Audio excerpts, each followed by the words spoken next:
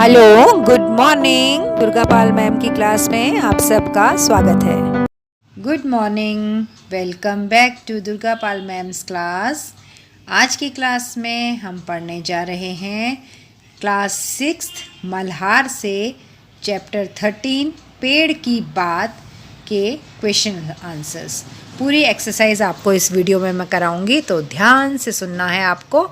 और सबसे पहले क्या कर देना है, लाइक का बटन दबाकर अपनी अटेंडेंस मार्क करनी है। तो पहला प्रश्न हम शुरू करते हैं पाठ से, मेरी समझ से। इसमें पहला प्रश्न दिया हुआ है कि नीचे दिए गए प्रश्नों का सटीक उत्तर कौन सा है, उसके सामने तारा बनाइए। और इसमें है पहला क्वेश्चन, जैसे पौधे को भी सब भेद मालूम हो गया हो। पौधे को कौन सा भेद पता लग गया? ऑप्शन है, उसे उल्टा लटकाया गया है, उसे किसी ने सजा दी है, बच्चे को गमला रखना नहीं आया, प्रकाश ऊपर से आता है।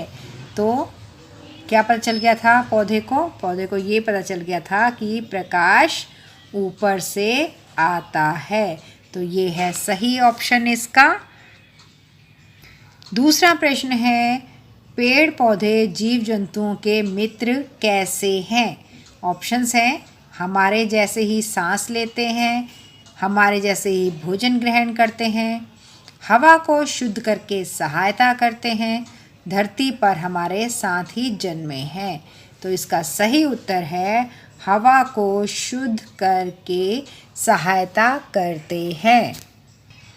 इसका ख भाग दिया हुआ है, अब अपने मित्रों के साथ चर्चा कीजिए और कारण बताइए कि आपने ये उत्तर ही क्यों चुने। हमने पहला उत्तर इसलिए चुना क्योंकि पौधे प्रकृति के नियमों के अनुसार प्रकाश की दिशा में बढ़ते हैं। जब पौधा उल्टा लटकाया जाता है तब भी वह प्रकाश की ओर मुड़ने लगता है। उन्हें पता लग जाता है कि प्रकाश कहाँ से आ रहा है। किसी पौधे को ना अगर उल्टा लटका दे और रोशनी उसके ऊपर से आ रही हो तो वो ऊपर को उल्टा चल देगा, तो पौधे को ये आभास रहता है कि प्रकाश कहाँ से आ रहा है, तो उसकी टहनियाँ अपने आप उस तरफ मुड़ जाती हैं।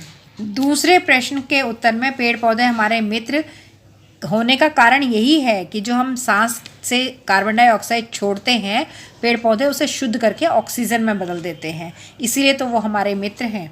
वे कार्बन डाइऑक्साइड ग्रहण करके ऑक्सीजन छोड़ते हैं, जिससे जीव जंतुओं को सांस लेने में मदद होती है। यह पर्यावरण संतुलन बनाए रखने के लिए बहुत ज़रूरी है। अगला प्रश्न है, पंक्तियों पर चर्चा। पाठ में से चुनकर कुछ पंक्तियाँ नीचे दी गई हैं, इन्हें ध्यान से पढ़िए और इन पर विचार कीजिए। आपको इनका क्या अर्थ समझ में आया? अपने विचार अपने समूह में साझा कीजिए और अपनी लेखन पुस्तिका में लिखिए। इसमें क में पंक्तियाँ हमें दे रखी हैं, पेड़ पौधों के रेशे रेशे में सूरज की किरणें आबद्ध हैं। ईंधन को बदलाने पर जो प्रकाश व ताप बाहर प्रकट होता है वह सूर्य की ही ऊर्जा है। यह बात हमें बताती है कि पेड़ पौधे सूरज की रोशनी को अपने अंदर जमा कर लेते हैं। वे सूरज की किरणों से अपना खाना बनाते हैं, जैसे हम खाना खाते हैं और ताकत पाते हैं। जब लकड़ी या सूखे पत्ते जलते हैं तो उनमें छिपी सूरज की रोशनी और गर्मी बाहर निकल आती है। इसका मतलब है कि हमारी सारी ताकत और रोशनी का असली राजा सूरज ही है। इन पंक्तियों से ये पता चल रहा है हमें कि पेड़ पौधे भी सूरज की रोशनी से ही खाना बनाते हैं, और हमारे शरीर के लिए भी सूरज की रोशनी बहुत ज़रूरी है ना। हम भी धूप में बैठते हैं, विटामिन डी लेते हैं, और इसके अलावा जो कुछ भी हम खाते हैं वो पेड़ पौधों से तो आता है, और पेड़ पौधों ने उसे किससे बनाया? सूरज की रोशनी से बनाया है। तो अल्टीमेटली हम लोग सूरज की रोशनी ही खा रहे हैं, हमारे शरीर के अंदर वही जा रही है और उसी से हमें ऊर्जा और ताकत मिल रही है। दूसरी पंक्तियाँ यहाँ दी हुई हैं, मधुमक्खी और तितली के साथ वृक्ष की चिरकाल से घनिष्ठता है। वे दल बल सहित फूल देखने आती हैं। इसका उत्तर है कि ये बात हमें बताती है कि पेड़, मधुमक्खियों और तितलियाँ अच्छे दोस्त हैं। पेड़, मधुमक्खी और तितलियाँ, ये तीनों बहुत अच्छे दोस्त हैं। क्यों? क्योंकि मधुमक्खियाँ और तितलियाँ जब पेड़ का फूल में आकर बैठती है ना, उसका रस चूसती है, मीठा मीठा शहद और पराग जिससे मधुमक्खियों को और तितलियों को खाना तो मिलता ही है, और बदले में वो क्या करती हैं, वो पेड़ की मदद करती हैं। फूलों से वो पराग उठाकर ले आती हैं और किसी दूसरे पेड़ में जाकर वहाँ छोड़ देती हैं। तो इससे क्या होता है कि पेड़ पौधे नए उगते हैं, यानी वे मधुमक्खियाँ, तितली और पेड़ एक दूसरे की मदद करते हैं और साथ मिलकर खुश रहते हैं। ये दोस्ती बहुत ज़रूरी है ताकि हमारे चारों तरफ हरियाली बनी रहे। जितना पेड़ पौधे हम लोग बीज फेंक करके उगा सकते हैं, उससे भी ज़्यादा मधुमक्खियाँ और तितलियाँ पराग कणों को ले जा कर के फैला देती हैं, उससे ज़्यादा पेड़ पौधे उग जाते हैं। तो इसलिए मधुमक्खियाँ, तितलियाँ पेड़ पौधों की मित्र ही हैं। अगला प्रश्न है, मिलकर करें मिलान। पाठ में से चुनकर कुछ वाक्यांश नीचे दिए गए हैं, अपने समूह में इन पर चर्चा कीजिए और इनके सही अर्थ या संदर्भ से मिलाइए। इसके लिए आप शब्दकोश, इंटरनेट या अपने शिक्षकों की सहायता ले सकते हैं। तो यहाँ पर हमें दिए हुए हैं ये वाक्यांश और यहाँ इनके अर्थ दे रखे हैं। बस हमें क्या करना है कि सही वाक्यांश को सही अर्थ के साथ मिलाना है। तो पहला वाक्यांश हमें दे रखा है, बीज का ढक्कन दरक गया, और इसका मिलान हम करेंगे नंबर 6 के साथ। नीचे चलते हैं हम नंबर 6 पर इसे लेके जाएंगे हम, और यहाँ लिखा है, बीज के दोनों दलों में दरार आ गई या वो फट गया। दूसरा वाक्यांश है, उसे अंगारक वायु कहते हैं। इसका मिलान होगा नंबर 4 के साथ। इसका अर्थ है सांस छोड़ने पर निकलने वाली वायु कार्बन डाइऑक्साइड। अगला वाक्यांश हमें दे रखा है, पत्ते सूर्य ऊर्जा के सहारे अंगारक वायु से अंगार निशेष कर डालते हैं। इसका मिलान होगा नंबर 5 के साथ। सूर्य के प्रकाश से पत्ते विषाक्त वायु के प्रभाव को नष्ट कर देते हैं। अगला वाक्यांश है, प्रकाश ही जीवन का मूल मंत्र है, और इसका मिलान होगा नंबर 2 के साथ। जीवन के लिए सूर्य का प्रकाश आधार शक्ति या महत्वपूर्ण है। अगला वाक्यांश हमें दिया हुआ है, जैसे फूल के बहाने वह स्वयं हंस रहा हो। इसका मिलान हम करेंगे नंबर 3 के साथ। अपनी संपन्नता और भावी पीढ़ी की उत्पत्ति से प्रसन्न संतुष्ट। अगला वाक्यांश है, इस अपरूप उपादान से किस तरह ऐसे सुंदर फूल खिलते हैं, और इसका मिलान होगा, ऊपर चलते हैं हम नंबर 1 की तरफ जाएंगे हम नंबर 1 पर। मटमैली माटी और विषाक्त वायु से सुंदर सुंदर फूलों में परिवर्तित होते हैं। तो इस तरह से हमने ये सारे मिलान कर लिए हैं। अब अगला प्रश्न है सोच विचार के लिए। पाठ को एक बार फिर से पढ़िए, पता लगाइए और लिखिए। इसमें क पाठ दे रखा है, बीज के अंकुरित होने में किस किस का सहयोग मिलता है। देखिए, बीज के अंकुरित होने में सबसे पहले तो मिट्टी मदद करती है, क्योंकि बीज को मिट्टी में ही डाला जाता है ना। बीज को पोषण और आधार, बीज उगेगा किस में, सहारा कहाँ से मिलेगा, उसे आधार कहाँ से मिलेगा, वो मिट्टी के अंदर जमा रहेगा, तभी वो खड़ा हो पाएगा। फिर है पानी, जल, वर्षा से या फिर हम पानी डालते हैं बीज में, सिंचाई करते हैं खेतों की, तो उससे बीज को नमी मिलती है ना। वो गीला होता है मिट्टी, तो गीली मिट्टी से उसे बीज को भोजन मिलता है, तो बीज अंकुरित हो जाता है। अगली मदद करती है वायु, हवा, ऑक्सीजन और अन्य गैसें बीज के विकास में सहायक होती है। फिर है कि सूरज का प्रकाश, ये बहुत ज़रूरी है, बहुत मदद करता है। जब बीज से अंकुर फूट जाता है तो उस अंकुर को ऊर्जा यानी स्ट्रेंथ देने के लिए सूरज की रोशनी बहुत ज़रूरी होती है। फिर है तापमान, अनुकूल तापमान बीज को जगाकर उसे अंकुरित करने में सहायता करता है। ये अगर हम उसको ठंडे में रख देंगे, कमरे के अंदर बंद करके रख देंगे, तो भी बीज अंकुरित नहीं होगा। उसे तापमान भी उचित चाहिए, धूप भी मिलती रहनी चाहिए। इसका दूसरा प्रश्न है, पौधे अपना भोजन कैसे प्राप्त करते हैं। पौधे अपना भोजन कैसे बनाते हैं, मिट्टी से। सबसे पहले वो जड़ों के माध्यम से मिट्टी में जो खनिज पदार्थ होते हैं ना, जब हम पेड़ के जड़ में पानी डालते हैं तो उसके आसपास की मिट्टी गीली हो जाती है। तो गीली मिट्टी में जो खनिज पदार्थ होते हैं वो सब जड़ें सोख लेती हैं। दूसरा, वायु से। पत्तियों में छोटे छोटे से छेद होते हैं ना, हर पेड़ की पत्ती में ध्यान से देखो, सूक्ष्मदर्शी से देखो तो छोटे छोटे छेद दिखाई देंगे, जो क्या करते हैं कि वायुमंडल में, हमारे एटमॉस्फेयर में जो भी गैसेस हैं उनको वो ग्रहण कर लेते हैं। फिर उनको चाहिए होता है सूरज का प्रकाश। पत्तियों में सूरज की किरणों की सहायता से प्रकाश संश्लेषण प्रक्रिया द्वारा भोजन तैयार किया जाता है, फोटोसिंथेसिस।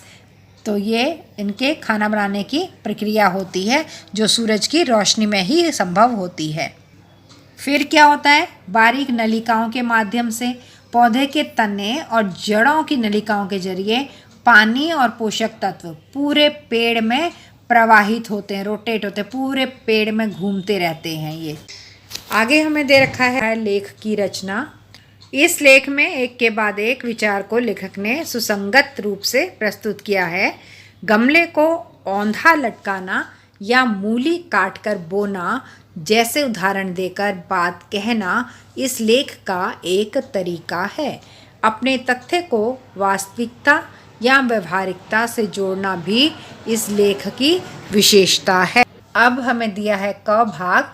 जैसे लेखक ने पेड़ की बात कही है वैसे ही अपने आसपास की चीज़ें देखिए और फिर किसी एक चीज़ पर आप भी लेख लिखिए। जैसे गेहूं की बात, पहले तो आपको लेख लिखना है और फिर क्या करना है, उसे कक्षा में सबके साथ साझा कीजिए। तो यहाँ हम कर रहे हैं गेहूं की बात, ये हमने लिखा है, इसे पढ़कर सुनाना है। छोटा सा गेहूं का बीज मिट्टी में सोता है, पानी, सूरज की रोशनी और प्यार पाकर वह अंकुर बनता है। धीरे धीरे हरा पौधा बड़ा होकर सुनहरी बालियों से भर जाता है। किसान इसे खेतों में उगाते हैं, फिर पानी देते हैं, इसका ध्यान रखते हैं, तब कहीं जाकर फसल तैयार होती है। तो गेहूं तैयार हो गया, गेहूं से फिर हम आटा बनाते हैं, आटे की रोटी बनती हैं और भी बहुत सारी स्वादिष्ट चीज़ें बनती हैं, जैसे हलवा बन जाता है। हमारी सेहत के लिए गेहूं बहुत ज़रूरी है, इसलिए हमें इसे बचाना चाहिए, कभी भी खाना बर्बाद नहीं करना चाहिए। आगे दिया हुआ है, अनुमान और कल्पना से अपने समूह में मिलकर चर्चा कीजिए। क्या चर्चा करनी है? पहली, इस तरह संतान के लिए अपना जीवन न्योछावर करके वृक्ष समाप्त हो जाता है। वृक्ष के समाप्त होने के बाद क्या होता है, इस पर चर्चा करनी है आपको। देखिए, वृक्ष जब बूढ़ा हो गया, सूख गया, तो वो क्या हो जाता है कि गिर जाता है, और जब वो गिर जाता है तो वृक्ष बना तो लकड़ी का ही है ना, तो ये लकड़ी ईंधन यानी जलाने के काम आती है। फर्नीचर बनता है इस लकड़ी से, कागज़ बनता है, और भी बहुत सारी चीज़ों में ये काम आती है। अब इसके जो सूखे हुए पत्ते होते हैं वो मिट्टी में गिर जाते हैं, तो मिट्टी में गिरकर मिट्टी के साथ मिल करके वो खाद बना देते हैं। सबसे बड़ी बात, वो पेड़ अपने बीज छोड़ करके गया है ना, अब इस बीज से नए पेड़ उगेंगे और फिर से वही प्रक्रिया शुरू होगी, फिर से बहुत सारे पेड़ हो जाएंगे और नया जीवन आ जाएगा। और दूसरी चर्चा आपको करनी है, पेड़ पौधों के बारे में लेखक की रुचि कैसे जागृत हुई होगी। शायद लेखक ने बचपन में पेड़ पौधों को ध्यान से देखा होगा, बीजों को उसने उगते हुए देखा होगा। लेखक के घर के आसपास खेत खलियान रहे होंगे या फिर उनके घर से कोई खेती करता होगा, तो उसने वहाँ पर समय बिताया होगा। प्रकृति की सुंदरता और उसकी उपयोगिता ने लेखक को पेड़ों के बारे में लिखने के लिए ज़रूर प्रेरित किया होगा। कोई भी व्यक्ति किसी चीज़ को, कोई भी काम करने के लिए प्रेरित कैसे होता है? जब वो उस चीज़ को अपने सामने देखता है तो उसके मन में जिज्ञासा होती है कि ये कैसे हो रहा है, क्यों हो रहा है, क्या कारण है इसका, तभी वो उसकी तरफ अट्रैक्ट होता है। आगे एक बड़ा इंटरेस्टिंग सा क्वेश्चन हमें दे रखा है, जिसके लिए लिखा गया है प्रवाह चार्ट। प्रवाह मतलब फ्लो चार्ट, आप बनाते हैं ना कंप्यूटर में फ्लो चार्ट, वही है। बीज से बीज तक की यात्रा का आरेख पूरा कीजिए। मतलब एक बीज से पौधा बनता है, फिर उस पौधे से दोबारा कैसे बीज बनता है, ये पूरी प्रक्रिया को आपने यहाँ पर लिखना है। ये है प्रक्रिया, बीज से क्या बनता है आगे, बीज में से अंकुर निकलता है, अंकुर फूटता है। तो हम यहाँ लिखेंगे अंकुर। अंकुर से पराग बनते हैं, पराग से पत्ता बनता है, पत्ता से फिर कली बनती है, कली से फूल बनता है, फूल से फल बनता है और फल में से बीज पैदा होता है। ये थी पूरी प्रक्रिया। ये है बीज से बीज तक की यात्रा का पूरा विवरण। आगे दिया हुआ है अंकुरण। मिट्टी के किसी भी पात्र में मिट्टी भरकर उसमें राजमा या चने के 4-5 बीज बो दीजिए। ये आपको प्रैक्टिकल करना है। हल्का सा पानी छिड़क दीजिए। 3-4 दिन तक थोड़ा थोड़ा पानी उसमें डालते रहिए। अब इसमें आए परिवर्तन लेखन पुस्तिका में लिखिए। संकेत दे रखा है कि एक दिन में पौधे की लंबाई कितनी बढ़ती है, ये आपको नोट करना है। कितने पत्ते निकलते हैं, प्रकाश की तरफ पौधे मुड़े या नहीं, ये सब चीज़ें देख करके आपको अपनी लेखन पुस्तिका में नोट करते रहना है। तो मैंने क्या क्या किया आपकी तरफ से मैंने यहाँ लिख दिया है, अगर आपको स्कूल में लिख कर लेकर जाना है। सबसे पहले मैंने मिट्टी से भरे गमले में राजमा के कुछ बीज बो दिए, फिर मैंने उसमें हल्का सा पानी डाल दिया। हर दिन मैं थोड़ा थोड़ा पानी डालता रहा। 3-4 दिन बाद मैंने देखा कि बीज का छिलका फट गया है और एक नन्हा सा अंकुर बाहर निकला। कुछ दिन बाद उसमें छोटे छोटे हरे पत्ते भी निकल आए। मैंने देखा कि पौधा हमेशा सूरज की ओर मुड़ रहा था, जैसे वह रोशनी पाना चाहता हो। हर दिन पौधा थोड़ा लंबा होता गया और उसमें नए पत्ते भी आने लगे। इस तरह बीज धीरे धीरे एक सुंदर हरे भरे पौधे में बदल गया। आगे है शब्दों के रूप। नीचे दिए गए चित्र को देखिए। यहाँ मिट्टी से जुड़े कुछ शब्द नीचे दिए गए हैं जो उसकी विशेषता बता रहे हैं। अब आप पेड़, सर्दी, सूर्य जैसे शब्दों की विशेषता बताने वाले शब्द बॉक्स बनाकर लिखिए। यहाँ पर मिट्टी से की विशेषता बताने वाले शब्द लिखे हुए हैं, जैसे मिट्टी उपजाऊ होती है, चिकनी होती है, नम होती है, भुरभुरी होती है, रेतीली होती है, मिट्टी काली भी होती है, जो आसपास दे रखी हैं। ये सब मिट्टी की विशेषताएं हैं। ऐसे ही हमें पेड़ की विशेषताएं बतानी है। अब यहाँ पर हमने पेड़ की विशेषताएं लिख दी हैं।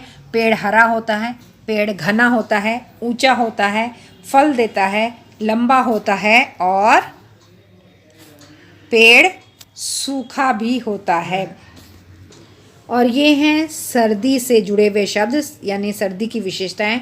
कड़क सर्दी पड़ रही है, बड़ी बर्फीली हवाएं चल रही हैं, हाड़ कंपाने वाली सर्दी है, शरीर गल रहा है, कड़कड़ाती सर्दी पड़ रही है, ठिठुरती सर्दी है। तो ये सारे के सारे क्या है, सर्दी की विशेषताएं हैं। और यहाँ हमने लिखी हैं सूरज की विशेषताएं, या फिर कह सकते हैं सूरज से जुड़े हुए शब्द। उजला सूरज, सिंदूरी सूरज, धधकता सूरज, तेज सूरज, चमकीला सूरज, प्रकाशमान सूरज। आगे है मेरे प्रिय। नीचे दी गई तालिका से प्रत्येक के लिए अपनी पसंद के 3 नाम लिखिए। पहला है फूल। आपको कौन सा फूल पसंद है वो आप यहाँ लिखिए। सबसे पहले तो गुलाब, सभी को पसंद होगा, आप लिख सकते हैं गुलाब अगर आपको पसंद है तो। दूसरा कमल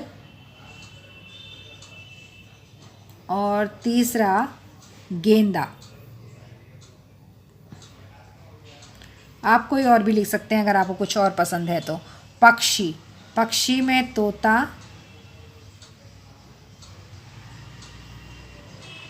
मोर और कोयल।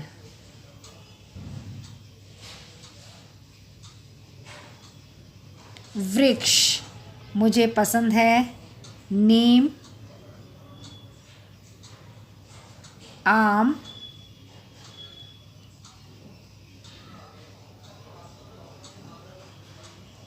और बरगद।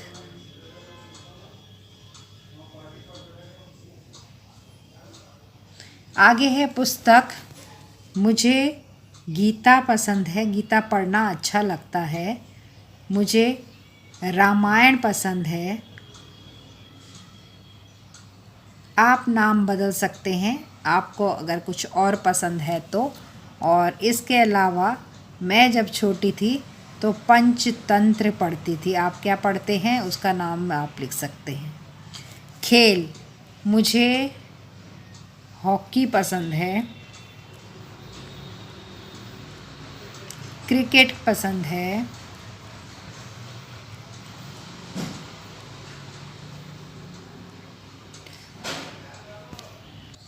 और फुटबॉल पसंद है, फुटबॉल।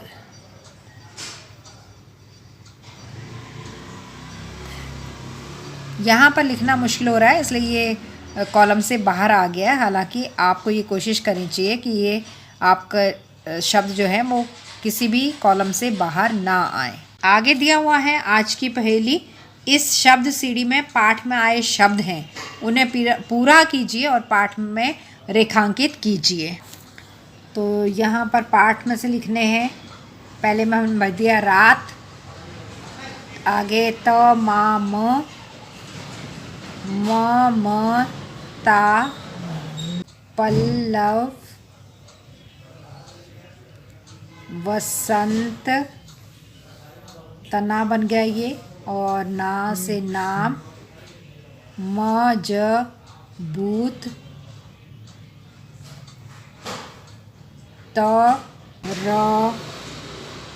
ल तरल, और लटक, कथा। तो ये पहेली हमने पूरी कर दी। अब आगे खोजबीन के लिए आपको क्या खोजना है। इंटरनेट कड़ियों का प्रयोग करके आप जगदीश चंद्र बसु के बारे में जान समझ सकते हैं। जगदीश चंद्र बसु एक विलक्षण और संवेदनशील वैज्ञानिक। तो आपको इंटरनेट से जगदीश चंद्र बसु के बारे में पढ़ना है। ये थे क्लास 6 मल्हार बुक का चैप्टर 13 पेड़ की बात के प्रश्न उत्तर। पूरा अभ्यास मैंने आपको इस वीडियो में कराया है। वीडियो के अंत में आकर के अब आपको करने हैं 4 काम। लाइक का बटन दबाना है, अपने 2 दोस्तों के साथ वीडियो को शेयर करना है। दुर्गा पाल मैम की क्लास को सब्सक्राइब नहीं कर रखा है तो प्लीज़ प्लीज़ प्लीज़ सब्सक्राइब कर लीजिए और बेल आइकन को ज़रूर दबा दीजिए क्योंकि अगली वीडियो का नोटिफिकेशन आपके पास आ ही जाएगा। तो अब चलते हैं, मिलेंगे अगली वीडियो में नए टॉपिक नए चैप्टर के साथ। तब तक के लिए tata, bye bye and love you all. Thanks for attending Durga Pal Ma'am's class. Please like, share, subscribe and don't forget to leave a lovely comment. Thank you.